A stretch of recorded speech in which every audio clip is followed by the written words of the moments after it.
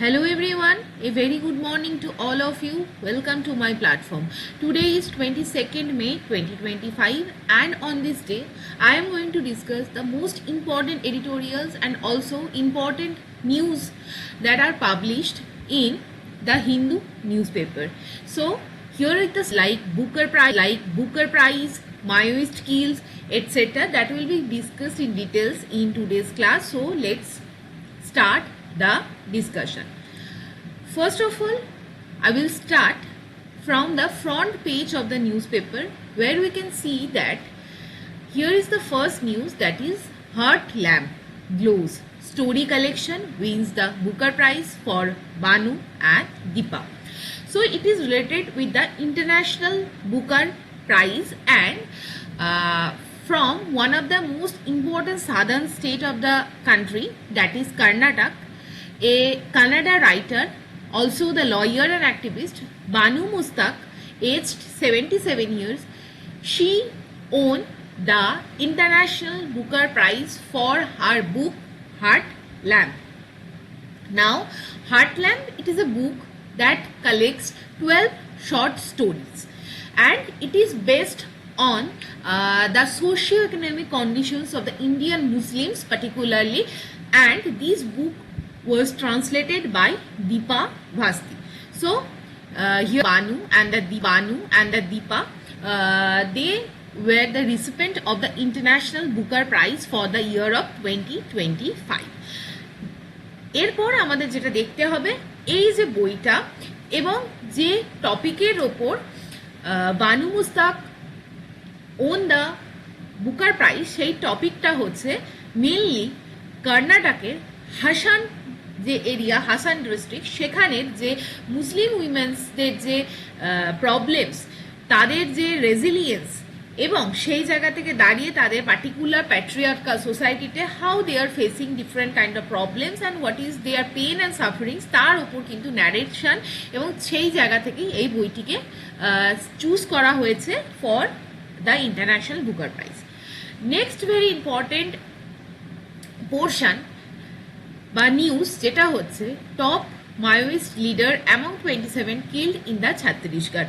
আমরা জানি যে মাওয়িজম এটা কি এবং আমাদের country still struggling to tackle with the problem of the Maoist, এবং সে জায়গায় দাঁড়িয়ে mainly the department or the mainly the ministry which is responsible for handling this kind of left wing extremism is the ministry of home affairs, এবং ministry of home অ্যাফেয়ার্সের তরফ থেকে anti Naxal operation কিন্তু repeatedly in the different district, যেখানে কিন্তু আমাদের নকশালসরা reside করছে এবং তাদের অ্যাক্টিভিটি চালাচ্ছে, সেখানে কন্ডাক্ট করা হয় এবং মাওয়িস্টদের কিল করা হয়। সো এটা আমাদের খুব বেশি ইম্পর্টেন্ট না। What is important for us to understand, that is Naxalisms কেন আমাদের কান্ট্রিতে still it exist. Naxalism is like a problem যেখানে কিন্তু যারা Naxals, they believe in the ideology that government is not solely responsible for the socio-economic development এবং they are not doing up to the mark, এবং it is the duty of the Naxals যেখান থেকে দাঁড়িয়ে they want to start fight for their right, এবং সেই জায়গায় দাঁড়িয়ে তারা কিন্তু গভর্নমেন্টকে এলিমিনেট করে দিতে চায়, এবং after eliminating the government they want to establish their own rule. This kind of ideology হচ্ছে নক্সালসদের। But reasons of the Naxalism কি আছে তোমরা যদি ভাবো, মেইনলি সোশিও ইকোনমিক ব্যাকওয়ার্ডনেস কিন্তু আমাদের সোসাইটির পকেটস অফ দ্য সোসাইটিতে স্টিল এক্সিস্ট করছে, and that is a primary reason যেখান থেকে দাঁড়িয়ে নক্সালসরা এখনও কিন্তু অপারেট করতে পারছে in our country. Also Naxals area যদি আমরা ভালো করে দেখি, দেন we can see that there are still problems, or they are facing the problems of poor health, poor education and the nutrition. Also bureaucratic apathy, আমরা দেখব অনেক সময় যখন আমরা বিউরোক্রেটিক ফ্রেমওয়ার্কে কাজ করি, সামটাইমস এই যে ডাউনওয়ার্ড পেনিট্রেশনটা কিন্তু হয় না, অর্থাৎ বিউরোক্রেটিক অ্যাপাথি যে তারা নক্সালসদের মেন স্ট্রিম অফ দ্য সোসাইটিতে আনবে, সেই জায়গায় একটা কিন্তু গ্যাপ তৈরি হয়ে যাচ্ছে।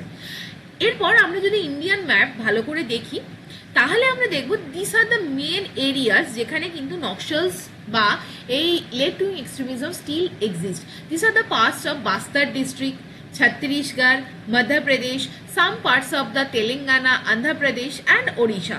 So এই এরিয়াগুলো যদি আমরা দেখি তাহলে এই এরিয়াগুলো কিন্তু আমাদের মেইনলি ডেন্স ফরেস্ট দিয়ে covered area but there is a problem that এইখানে এই যে under privilege society and the sections of the people এদেরকে কিন্তু sometimes because of the urbanization, because of the infrastructural development need of the government, তাদের কিন্তু eviction face করতে হয় এবং তারা কিন্তু becomes landless.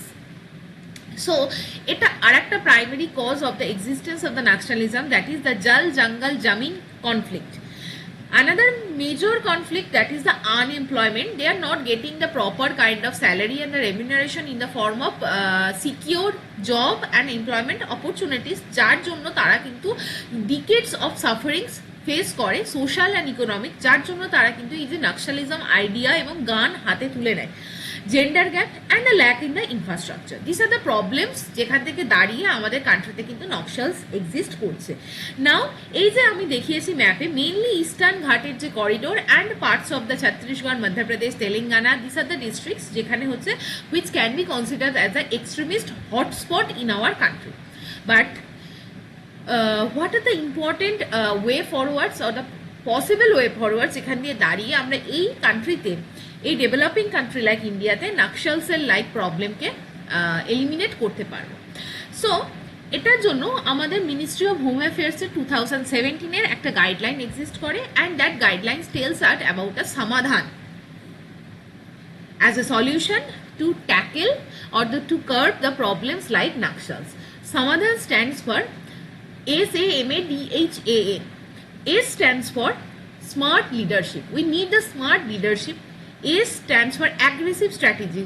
সেটার জন্য জানিয়ে দেখা যায় অনেক সময় অ্যান্টি নাক্সাল অপারেশন চালানো হয় from the department or from the ministry of home affairs, যেখানে কিন্তু মায়োইস্ট লিডারদের কিল করা হয় এবং অনেক সময় তাদেরকে কিন্তু সারেন্ডারের অপশন দেওয়া হয়, যে সারেন্ডার এবং সেই জায়গা থেকে দাঁড়িয়ে তাদের কিন্তু এমপ্লয়মেন্ট অপরচুনিটি প্রোভাইড করা হয়। এই অ্যাগ্রেসিভ স্ট্র্যাটেজি নিতে হবে। দেন মোটিভেশন অ্যান্ড ট্রেনিং, তাদেরকে প্রপারলি মোটিভেট করতে হবে to come and mingle with the mainstream society. Training provide করতে হবে for creating their alternative livelihood opportunity. Actionable intelligence, D for dashboard based KPIs, অর্থাৎ proper dashboard monitoring system তৈরি করতে হবে। H for harness technology, we need to adopt the technology to access or to monitor the problems and the improvement measures. A stands for action plan for each theatre and N for no access for financing.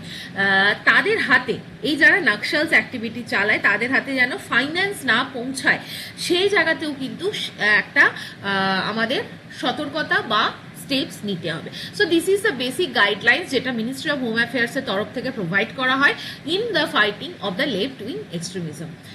So moving forward, next is the editorial page, where I would like to discuss about the first two short editorials of Israel isolation and the related with the Booker Prize.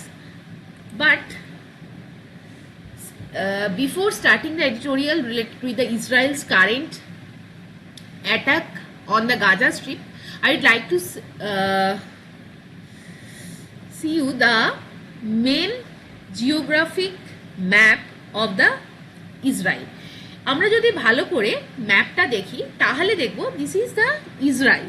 নাও ইসরায়েলের মধ্যে Pockets of দুটো particular country বা area exist করে যেটাকে বলা হয় Palestine কিন্তু দুটো অঞ্চল নিয়ে তৈরি, একটা হচ্ছে ওয়েস্ট ব্যাংক, একটা হচ্ছে গাজা, আর এর ওয়েস্ট ব্যাংকের ভেতরে আছে কিন্তু জেরুসালাম। তাহলে এটা ওয়েস্ট ব্যাংক আর এই গাজা স্ট্রিপের ওপর কিন্তু কারেন্টলি মেনলি যারা থাকে তারা হচ্ছে মুসলিম কমিউনিটি অ্যান্ড দ্য প্যালেস্টিয়ানস। তো এদের ওপর কিন্তু ইসরায়েল, যেখানে কিন্তু ইহুদি কমিউনিটি থাকে, তারা কিন্তু কনস্ট্যান্ট বোমবার্ডিং করছে এবং ইসরায়েলের যে কারেন্ট গভর্নমেন্ট তাদের স্ট্যান্ড হচ্ছে এই গাজা স্ট্রিপের ওপর কমপ্লিট ইসরায়েলি কন্ট্রোল, এবং গাজা স্ট্রিপে যে পার্টিকুলার মিলিটেন্ট গ্রুপ থাকে তাকে বলা হয় হামাস, এই হামাসদের অ্যাক্টিভিস্টদের কিন্তু মারা হচ্ছে।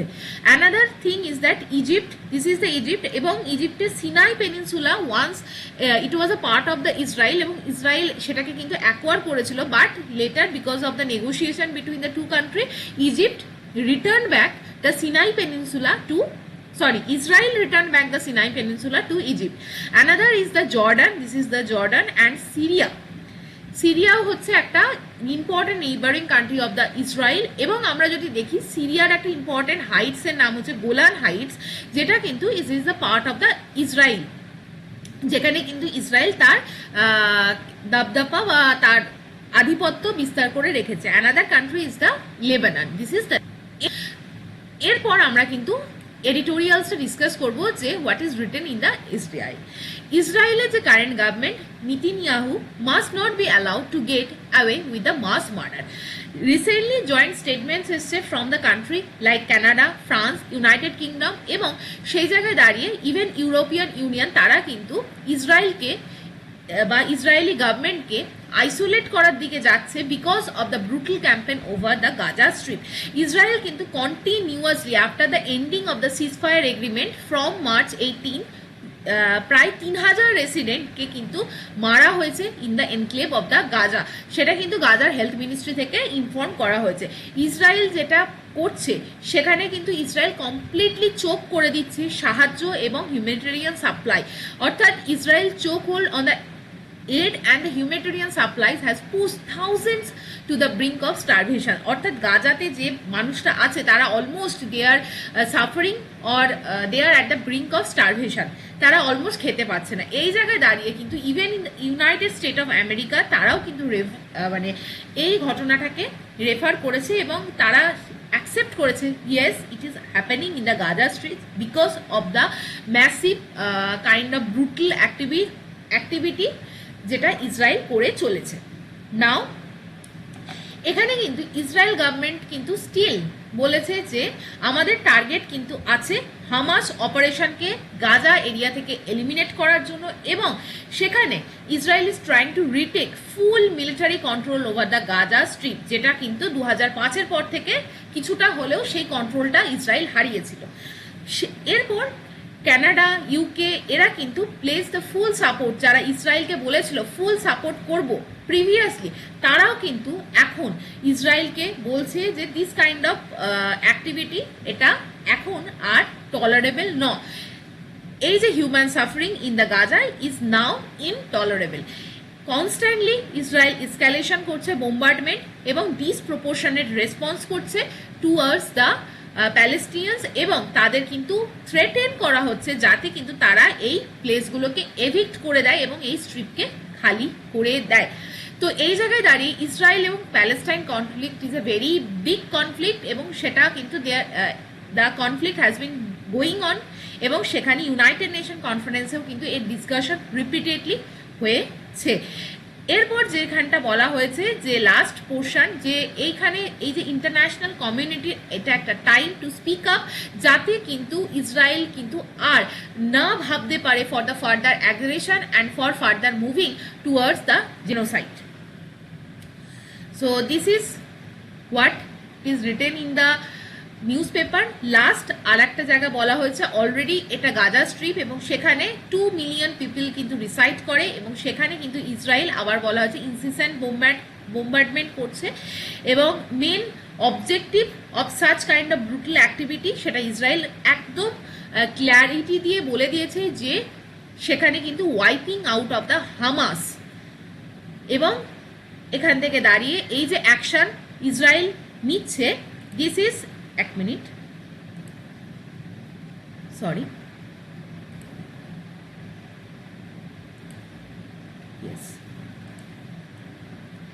হ্যাঁ, এই যে অ্যাকশনটা নেওয়া হচ্ছে সেটা কিন্তু ভীষণ ব্রুটাল একটা অ্যাকশন, এবং this is against the human action, অর্থাৎ এটা কিন্তু মানবিক একটা অ্যাকশন নয়। তো এই জায়গায় দাঁড়িয়ে ইসরায়েলসের কনফ্লিক্ট কিন্তু কন্টিনিউ হচ্ছে এবং সেই জায়গায় দাঁড়িয়ে আজকের এই এডিটোরিয়ালটাকে অ্যানাউন্স করা হয়েছে। Now coming to the next editorial, সেটা হচ্ছে স্টোরিজ ফ্রম দ্য হার্ট। আমাদের কান্ট্রিতে দেয়ার আর স্টিল প্রবলেমস, যেখানে মেনলি আমাদের সোসাইটি স্টিল, আমরা যতই স্বীকার করি বা না করি, আমাদের problem lies in the society, যেখানে আমরা যে বুকার প্রাইজটা পেয়েছি that narrates the actual story. কিসের story? The story of the women in the country. আমাদের সোসাইটিতে still we are living in the patriarchal society, যেখানে এই এডিটোরিয়ালে খুব সুন্দরভাবে হাইলাইট করা হয়েছে। আমি দেখব যে সমাজে এখনও উই আর প্রোগ্রেসিভ, যেখানে উইমেনদের পার্টিসিপেশন ইন দ্য ওয়ার্কফোর্স বাড়ছে, ঠিক, বাট প্যারাডক্স স্টিল এক্সিস্ট।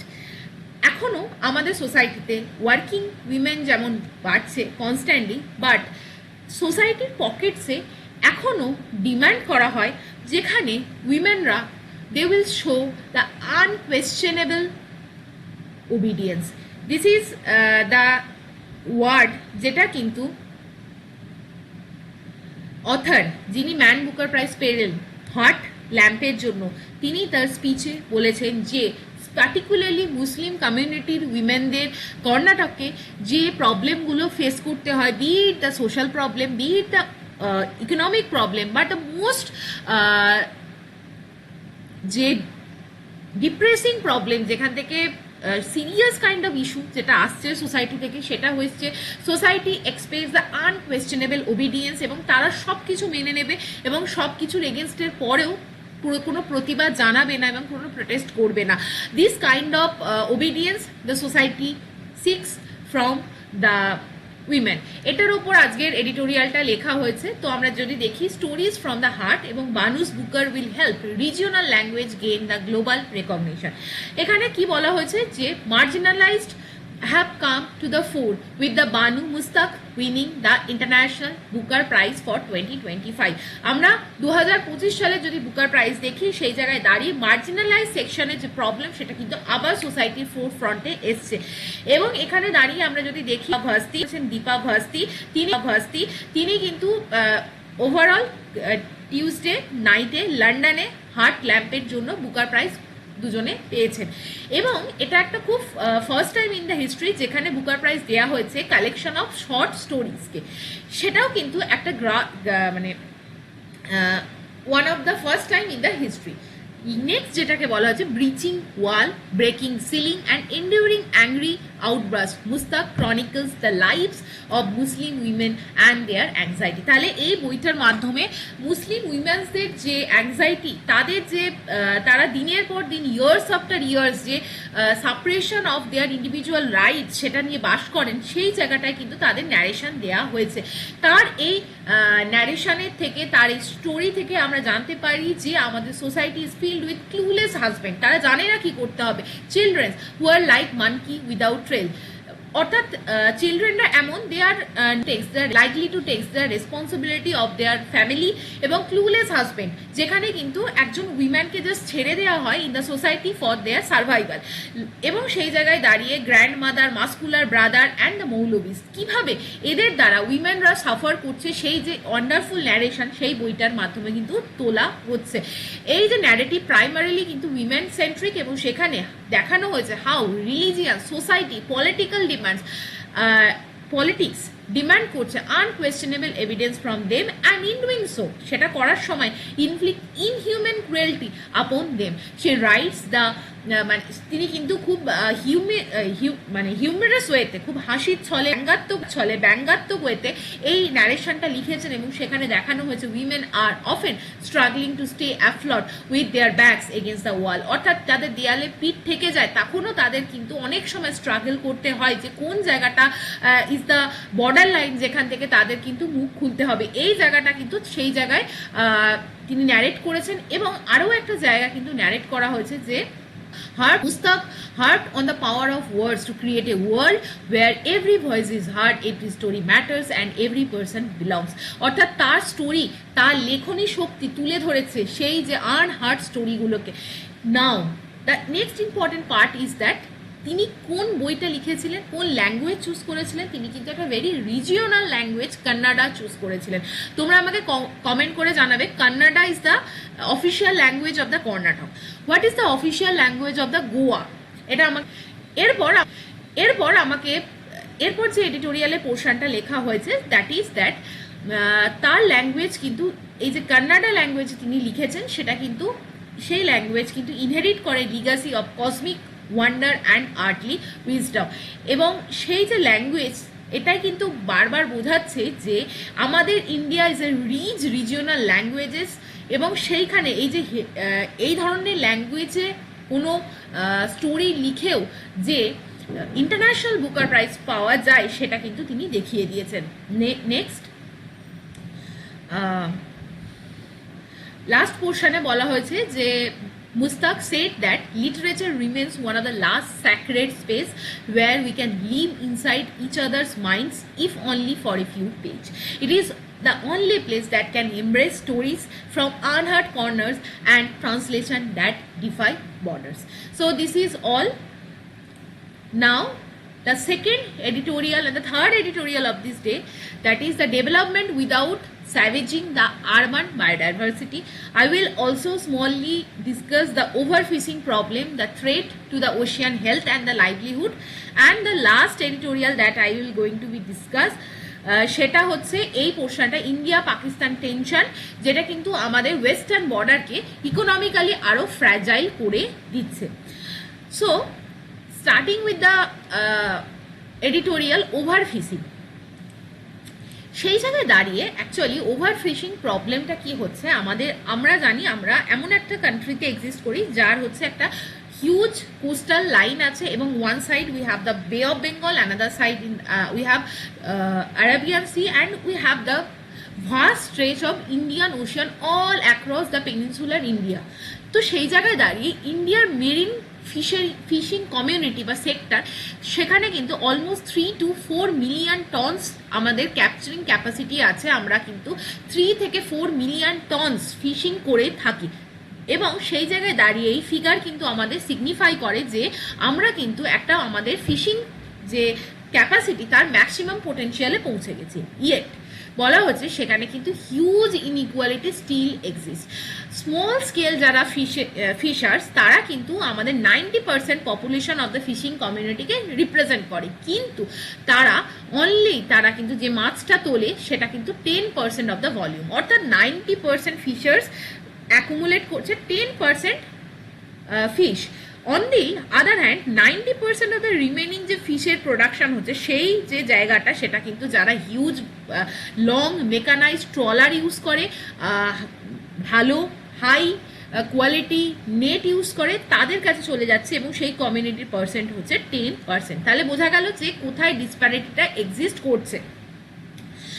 এবং আরও একটা জায়গায় বলা হচ্ছে attempts to catch just 1 more kilo with new net bigger engines either yield no fish more or marginally increase the volumes, but with much higher debt, fuel and other cost for already hard pressed community. মানে বলা হয়েছে এই যে marginalised fishing community আছে তারা মাছ ধরতে ধরতে মনে করে যে আমরা যদি আর কিছুটা ইনভেস্ট করি লাইক নেট, বা আমরা যদি আর একটা বড় ট্রলার কিনি হয়তো আমরা 1 কিলো বেশি মাছ তুলতে পারবো।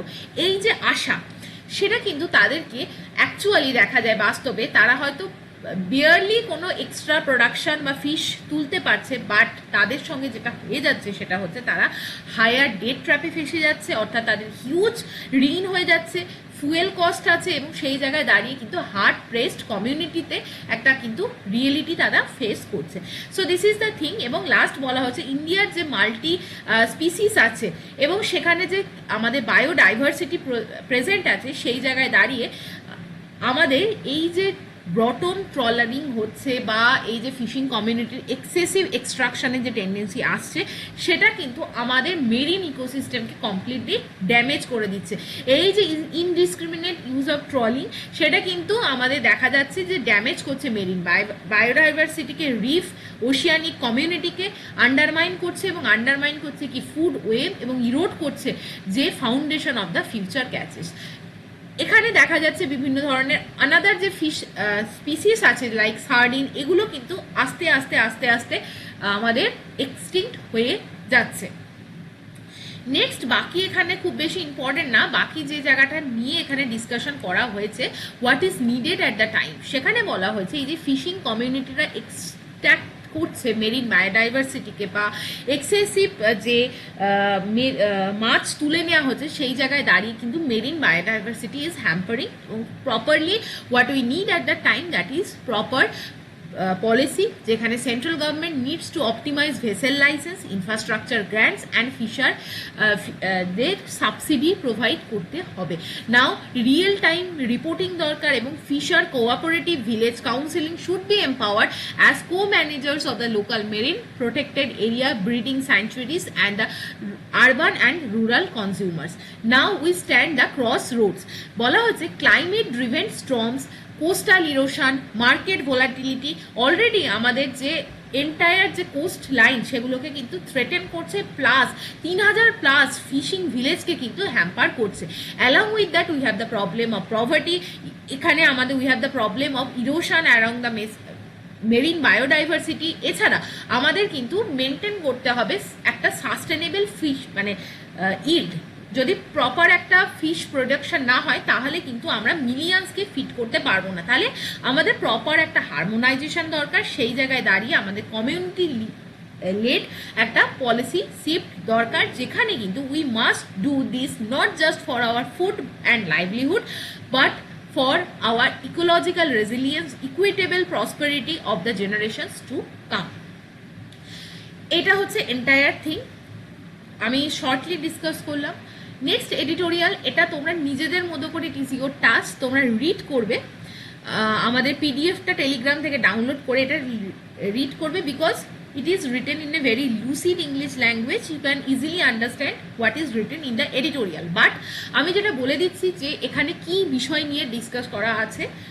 মে 22, ঠিক আজকের দিনটি হচ্ছে এমন একটা দিন যেখানে আমরা সেলিব্রেট করি international day of biological diversity, অর্থাৎ জীব বৈচিত্র্যের দিন, এবং আমাদের 2025-এর থিম হচ্ছে harmony with nature and the sustainable development.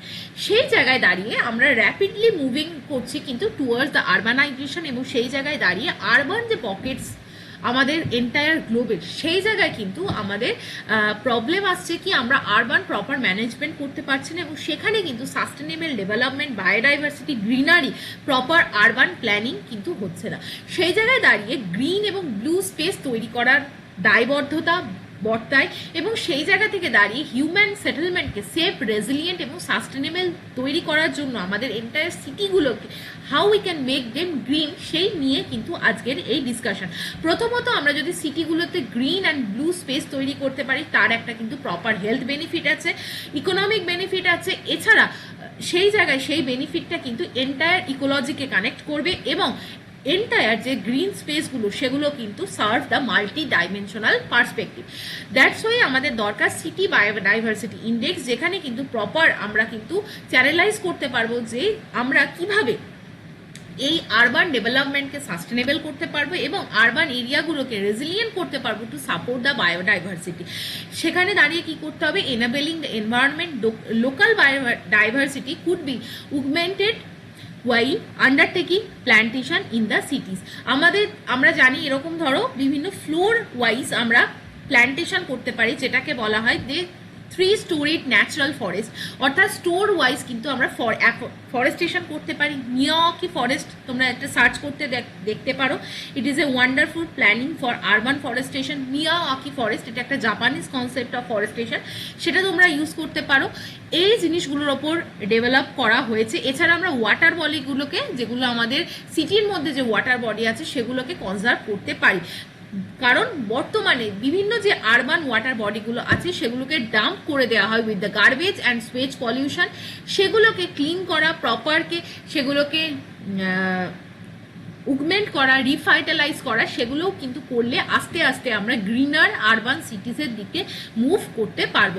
এছাড়া যখন বলা হচ্ছে প্রপার যখন মাল্টি স্টোরি ফ্ল্যাট তৈরি হয় তখন কিন্তু ন্যাচারাল যে হোম গার্ডেন, যেখানে ধরো আমাদের বাড়ির চারপাশে কোকোনাট, ম্যাঙ্গো, জ্যাকফ্রুটের মতো গাছ থাকে, সেগুলোকে ম্যাসিভলি মানে কেটে ফেলা হয় এবং সেইভাবে কিন্তু city is slowly going to lose the green cover.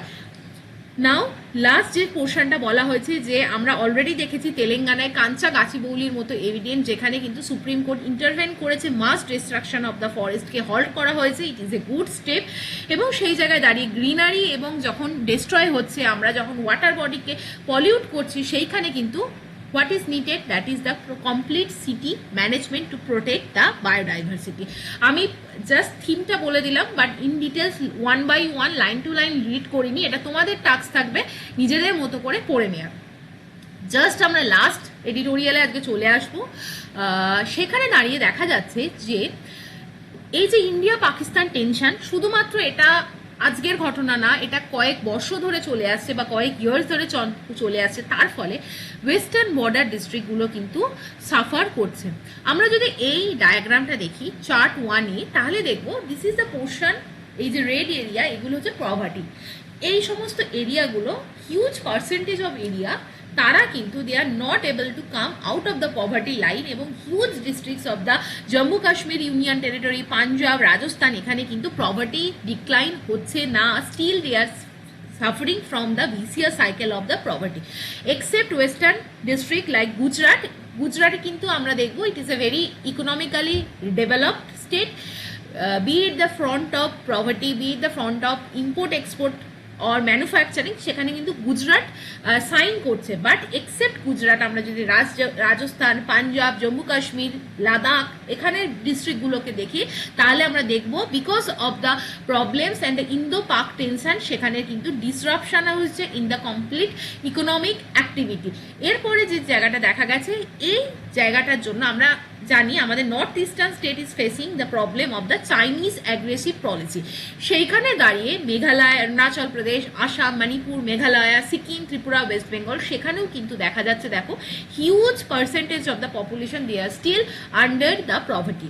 তো এই রেড লাইন কিন্তু পভার্টিকে ডিফাইন করছে। অ্যানাদার অ্যাসপেক্ট যেটা দেখানো হয়েছে সেটা হচ্ছে এক্সপোর্ট ইম্পোর্টের যদি আমরা কার্ভ দেখি বা একটা কান্ট্রি কতটা এক্সপোর্ট করছে, তাহলে আমরা দেখব ফাইন্যান্সিয়াল ইয়ার যদি আমরা ট্র্যাক করি, তাহলে অন অ্যান অ্যাভারেজ আমরা যদি আমরা যদি ওয়েস্টার্ন যে স্টেটগুলো দেখি, রাজস্থান, হিমাচল প্রদেশ, রাজস্থান, হরিয়ানা, জম্মু কাশ্মীর, তাহলে দেখবো অন অ্যান অ্যাভারেজ তাদের কিন্তু স্ট্যাগনেটেড একটা এক্সপোর্ট হয়েছে রাফলি অ্যারাউন্ড 0.3%, বাট গুজরাট সেখানে কিন্তু ভালো এক্সপোর্ট করেছে 2.5%।